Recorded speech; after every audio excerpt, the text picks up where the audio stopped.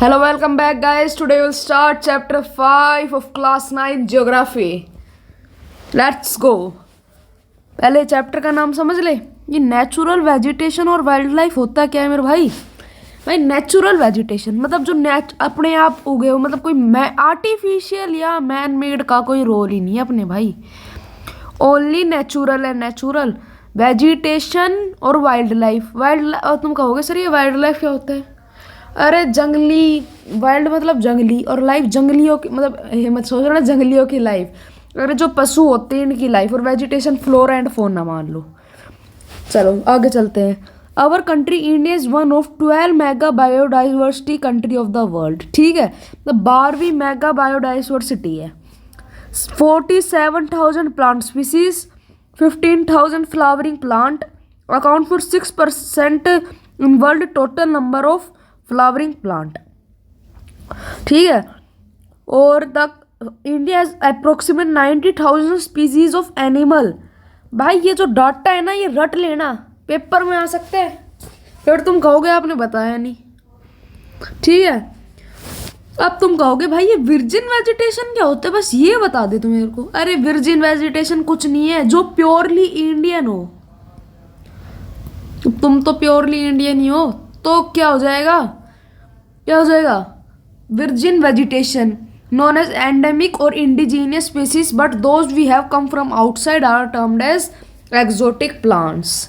जो विर्जिन वेजिटेशन होती है वो प्योरली इंडियन होती है, जिसे एंडेमिक और इंडिजीनियस स्पीसीज भी कहा जाता है, और जो आउटसाइड से आती है उसे क्या कहते हैं, एक्जोटिक प्लांट्स। ठीक है, समझ गए? चल अब तुम पूछो सर ये फ्लोरा और फौना क्या होता है? अरे कुछ नहीं है भाई, फ्लोरा तो मतलब प्लांट्स को, जो पार्टिकुलर रीजन और पीरियड के जो फ्लावर्स होते हैं या प्लांट्स होते हैं उसे फ्लोरा कहते हैं, और fauna animal in particular reason बोल लो, पीरियड बोल लो, कुछ भी बोल लो। आगे समझ में। अब रिलीफ की बात कर रहे हैं। रिलीफ, अब तुम कहोगे सर ये रिलीफ क्या होता है? मतलब इसमें ये फैक्टर है, मेन फैक्टर क्या रहेगा भाई? लैंड रहेगा, सॉइल रहेगा। अरे जैसे मैं कहूँगा थार में भी वही प्लांट और एनिमल रहेंगे, और हिमालय में भी वही माउंटेन और एनिमल रहेंगे। सही बात है? बिल्कुल गलत है ना, बस यही कह रहा है। अब मेरे को एक बात बताओ, क्या अब वो स्नो लेपर्ड है, स्नो लेपर्ड तो जानते हो, क्या वो थार में रह सकता है? नहीं रह सकता। तो मेन इंपॉर्टेंट चीज क्या हो गई? क्लाइमेट। ठीक है, उसके बाद सनलाइट। अरे जब सनलाइट, एक बात मेरे को बताओ, जो पेड़ रहते हैं खाना कैसे बनाते हैं? Due to sunlight. अरे सनलाइट ही नहीं रहेगी तो खाना कैसे बनाएंगे? ड्राई नहीं हो जाएगा पेड़। आगे बात समझ में। प्रेसिपिटेशन क्या होता है? Entire rainfall is boat in by advancing, मतलब प्रेसिपिटेशन मान लो मेनली रेन। अरे पानी ही नहीं दोगे बेचारे को तो वो ग्रो कहाँ से होगा मेरे भाई? According to India state of forest report 2011, the forest cover in India 21.05% forest है इंडिया के पास। आई बात समझ में? ये ग्राफ पढ़ लेना, इतना इम्पोर्टेंट भी नहीं है पर मेनली पढ़ लेना सबसे ज़्यादा। आप जितने भी भाई मिजोरम से हो खुश रहो, सबसे ज़्यादा फॉरेस्ट आप ही लेके बैठे हो भाई, हैं? सबसे ज़्यादा फॉरेस्ट तो आप ही लेके बैठे हो। टाइप्स ऑफ वेजिटेशन 5 प्रकार के होते हैं। अब तुम मेरे को कहोगे सर ये वेजिटेशन और बता दे क्या होता है? अरे वेजिटेशन भाई 5, ये कह रहा है कि 5 प्रकार के होते हैं। ये पेड़ होते हैं वो कई प्रकार के होते हैं। ये तो नहीं आप हमारे यहाँ आपके सबके यहाँ नीम के ही पेड़ होंगे, जरूरी है? नहीं है ना। इसलिए हम एक बात आती है, ट्रॉपिकल एवरग्रीन फॉरेस्ट, ज़्यादा रेनफॉल होना 200 सेंटीमीटर से ऊपर, वहाँ ये पेड़ होंगे। बस मेनली ये पढ़ लो। और जो ये मैप है ना, मतलब ये रट जाओ तुम, ये पढ़ जाओ, बस सब कुछ हो जाएगा। आया समझ में? एवरग्रीन फॉरेस्ट क्या होता है? एवरग्रीन फॉरेस्ट वो होता है जहाँ पे 200 सेंटीमीटर से ज़्यादा रेनफॉल हो, जैसे मौसिनराम हो गया, वेस्टर्न घाट, ईस्टर्न घाट। और यहाँ पे कौन कौन मिलते हैं एनिमल्स में? One horn dinosaur, monkey, lemur, deer, elephant. अब डेसिडियस फॉरेस्ट, जहाँ 200 सेंटीमीटर से ना 70 सेंटीमीटर रेनफॉल हो ना, मतलब वहाँ पे क्या होएगा? Deciduous. Thorn forest and scrubs less than 70 centimetre. अरे इसमें रटो मत भाई तुम, इसमें ये देखो जहाँ पे 20 से 200 से 70 सेंटीमीटर रेनफॉल हो रही है वहाँ पे ऐसे पेड़ मिलेंगे। अब तुम मेरे को बात बताओ, नीम का पेड़ है, ठीक है, और एक कैक्टस का पेड़ है, क्या वो दोनों सेम है? नहीं है ना। वहाँ पे यदि उसमें ज़्यादा रेनफॉल हो रही है इसलिए वो ऐसा है, तो इसकी बात ये कर रहा है। फिर कहोगे माउंटेन फॉरेस्ट, सर ये क्या आ गया माउंटेन फॉरेस्ट? अरे भाई इनकी जो हाइट है ना 1000 टू 2000 मीटर।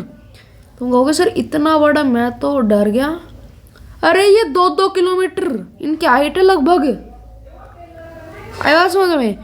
फिर mangrove forest mainly Sundarban delta का याद कर लो, और बाकी किसी भी जगह पे हो सकता है ये, जहाँ पे बेसिन बने, डेल्टा बने।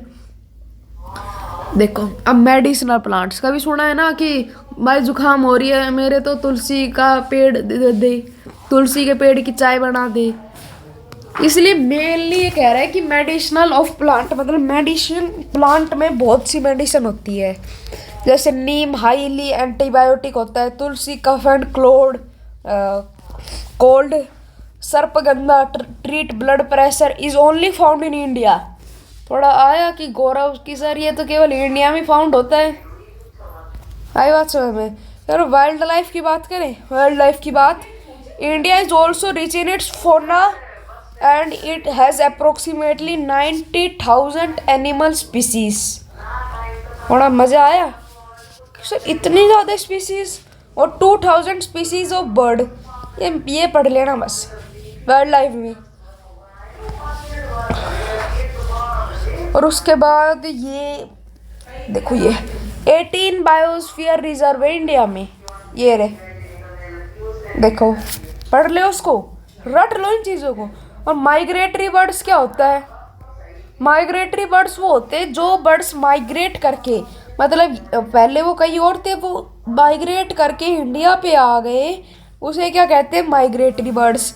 For example Siberian crane. आगे समझ में? और ये एक और चीज़ पढ़ लो कि 103 नेशनल पार्क होते हैं, 535 वाइल्ड लाइफ है, और are zoological garden are set up to take care of natural heritage. और एक और चीज़, 1973 में प्रोजेक्ट टाइगर लॉन्च हुआ था। क्यों हुआ था भाई? अरे भाई ये सारे ना टाइगर बेचारे को मार रहे थे यार, उन्होंने हमदर्दी मत दिखाओ, मार देते थे उसको, फिर उसके जो मांस रहता था उसे बेच देते थे। Which one of the following type of vegetation does rubber belong to? ये सारा ना एक बार आप करके देखना, कुछ ना आए ना आपको तो बताना। एक चीज़ मैं आपको और बता देता हूँ कि इसमें ना ये भी थोड़ा बहुत याद कर लेना कि कहाँ कहाँ पर कौन कौन से एनिमल होते हैं। बस इसके बाहर इस चैप्टर में यदि कुछ आ जाए तो भाई कमेंट में लिख देना, मैं मान जाऊँगा कि मैंने जो पढ़ा है उसके अलावा कुछ आ गया। Why is India rich heritage of flora and fauna? India में इतना ज़्यादा क्यों है भाई?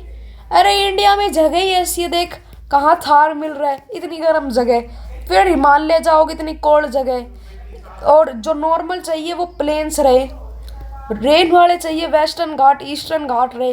अरे हर टाइप की वो है इन्वायरमेंट, तो ज़्यादा वो नहीं होंगे वेजिटेशन। ठीक है, अब बाय गाइस, ओके लेट्स